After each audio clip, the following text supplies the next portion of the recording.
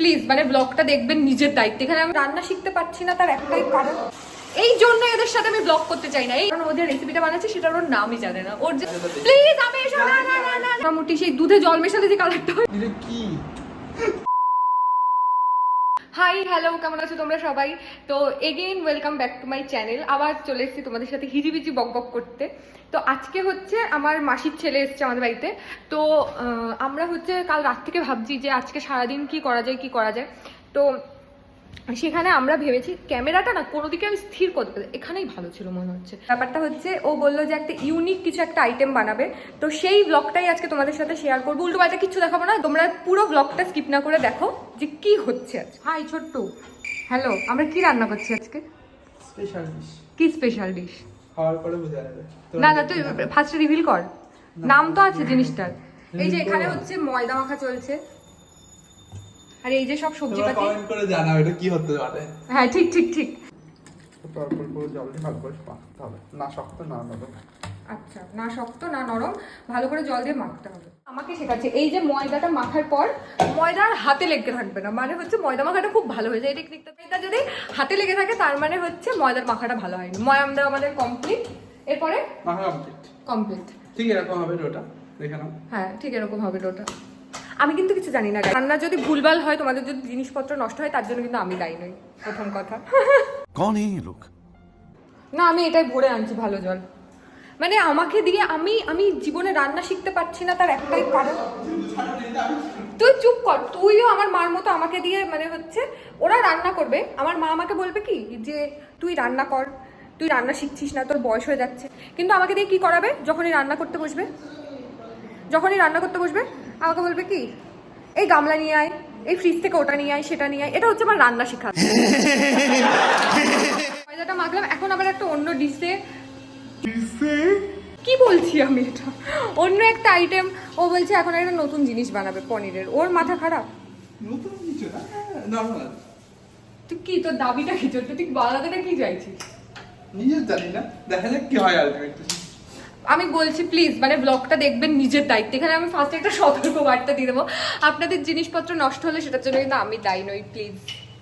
এই যে পনিরগুলো দিয়ে দিচ্ছে, মানে কড়াই তো হচ্ছে ঘি পড়ে গেল, দিয়ে লোককে বলবে যে আমি লোককে ভুলভাল দেখিয়েছি, ঘি পড়ে গেছে। ভিডিও করতে 2 মিনিট করে আসছি আর ঘরে কি ফোন কাটছিস, তাহলে পুরোটা কি করে দেখবি?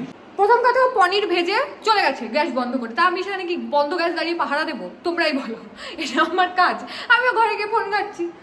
তো এইবার হচ্ছে ও বলবে যে আমি দর্শককে হাফ দেখাচ্ছি রান্নার, ঘি দিয়ে দিল অলরেডি তেলের মধ্যে। ওই যে আবার হচ্ছে এইটা কি দিলি ভাই? গোটা গরম মশলা দিয়ে দিল। এইসবও নিতে দিচ্ছে না শর্ট, এগুলো কি ঠিক? কি দিয়েছিস আরেকবার? এই মশলা, গরম মশলা ফোড়ন, তারপরে হিং ফোড়ন দেওয়া হয়েছে।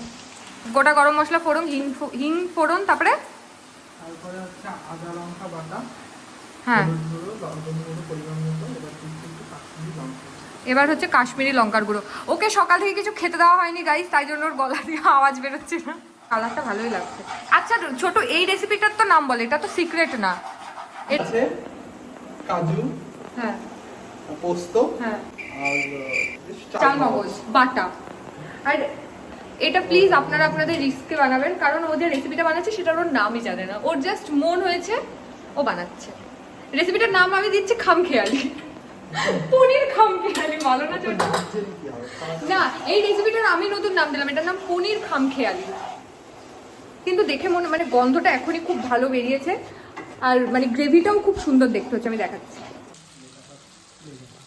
মানে তারপর গুণ বিচারি দেখতে ভালো হওয়া নিয়ে কথা।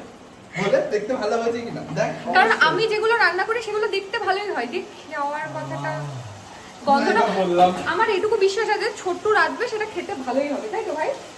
তোর মতো মিস তো বানায় না।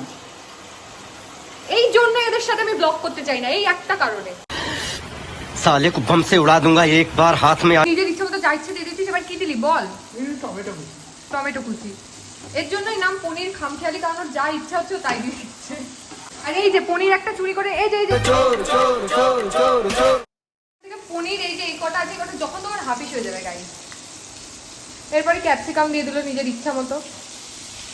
আবার এসছে এই যে চোর, নুন দিল, এরপর চিনি দিল। আমি কিন্তু পরপর স্টেপ ভুলে গেছি। ছোট কি কি দিয়ে তেল ছেড়ে দিয়েছে, মানে এটা হচ্ছে হয়ে গেছে প্রায়। এবার জল দিয়ে দেবে। ও পরিমাণ মতো দেখে নিন পরিমাণটা, এই অনুযায়ী জল দেবেন। জল দিচ্ছে এবার। আমি জানি না এটাকে আদৌ কেউ খেতে পারবে না। তোমরা সবাই চ্যানেলে যে ম্যাগি রান্নার ভিডিওটা আছে ওটা দেখো প্লিজ। আমি এসো, না না না না না। ওটা দেখতে খুব সুন্দর হয়েছিল, বাট খেতে তুই সেটা না খেয়েছিস বলাই ওটা? ভালো। না না, ওটা খেতেও ভালো হয়েছিল গাইস। অনেকটা এর মধ্যে দিয়ে দিয়েছে। এই যে এরকম হচ্ছে দেখতে হবে, দেখতে তো দারুণ হয়েছে। এটা হচ্ছে আমাদের পনির খামখেয়ালি রেডি। এই যে হচ্ছে আমাদের কুক। আপনি কি বলতে চান, আপনি কি রেধে স্যাটিসফাইড? এর লাস্টে একটু গরম মশলা বাটা ছড়িয়ে দেবেন। আর উপরে কি দিয়েছিস? কাসুরি মেথি। যখন আমি নিচে গেছি তখন কাসুরি মেথি দিয়েছি আর হচ্ছে ঘি দিয়েছি। টানটানা, আমাদের পনির খামখেয়ালি রেডি।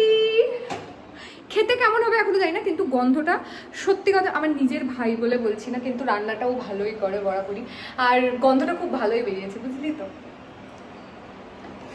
এখন ভাও খাচ্ছে, এখন হচ্ছে মাটিতে ওর পা পড়বে না। কিন্তু মেন যে ডিশটা বানাবো ভেবেছি, ওইটার এখনো ময়দাটা আমরা ময়াম দিয়ে রেখে দিয়েছি, ওইটা এখনো বাকি আছে, যে ওটা আমরা কেউ রেখে দেয় না, মেখে দেবে। ওই তো মেখে, সরি, রান্না হচ্ছে ওটা, একটা ইউনিক ডিশ হচ্ছে, ওইটা দেখাবো। এই যে এরকম ভাবে হচ্ছে, এই সাদা জলটা যতক্ষণ বেরোবে ময়দা থেকে ততক্ষণ অব্দি ময়দাটাকে এরকম ভাবে ধুতে হবে। ওর এখন বক্তব্য হচ্ছে ময়দা লাস্ট পর্যন্ত ধুতে ধুতে যদি কিছুই আর না থাকে তখন আপনারা কি করবেন, সেই টিপসটা বলি। তখন কি করবেন সেটা আমি বলে দিচ্ছি। তখন হচ্ছে আবার একটু ময়দা মাখা, আবার মাখবে, মেখে যেটাতে পরোটা করে পনির দিয়ে খেয়ে নেবেন। এই জন্য আগে ওই পনির খামখেয়ালিটা বানানো হয়েছে, কারণ এটাই যদি কোনো স্ক্যাম হয়ে যায়, ময়দা ধুতে ধুতে হয়তো ময়দা আর নেই, দেখছি জলটা আস্তে আস্তে আর থাকবে না।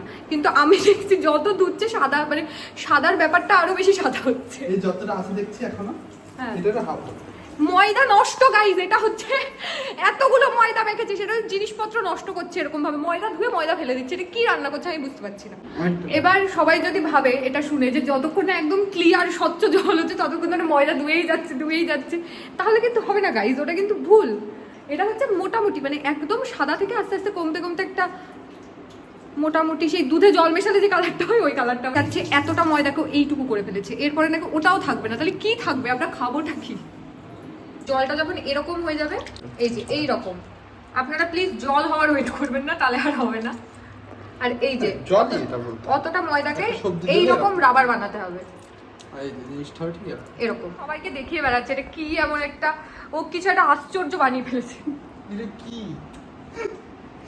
হাত দে না কাট। हे भगवान ये क्या हो रहा है? তেল দেওয়া হচ্ছে গাইজ। এবার ওরকম ভাবে একটা শেপ বানিয়ে তেলের মধ্যে দিয়ে দিবেন, তেলের উপর ছাড়তে থাকবেন এই রকম ভাবে দিয়ে। চর্বি হবে, চর্বি। হ্যাঁ, মানে অনেকটা চর্বির মতো দেখতে লাগবে, কিন্তু এটা আসলে ময়দা। এখন ভাজবেন, এই যে বড় দুটো যেটা দেখতে পাচ্ছেন ওই দুটো প্রথমে দেওয়া, তো ওই রকম ছোট ছোট দেবেন, কিন্তু এরকম বড় বড় হয়ে যাবে, পুরোটাই স্ক্যাম আসলে, এরকম হবে ব্যাপারটা। ভাজার পর এরকম হবে। আমি একটা দেখাতে দেখাতে আরেকটা শুরু করে দেয়। এবার সেই তেলেই আপনারা হচ্ছে আলু দিন। আলুটা ভাজা হয়ে গেছে, এবার এরকম লাল লাল হয়ে গেলে আপনারা আলুটা তুলে নেবেন। এই যে টমেটো, কাঁচা লঙ্কা, ক্যাপসিকাম সেইগুলো দিয়ে এবার সেটাকে ভাজতে হবে।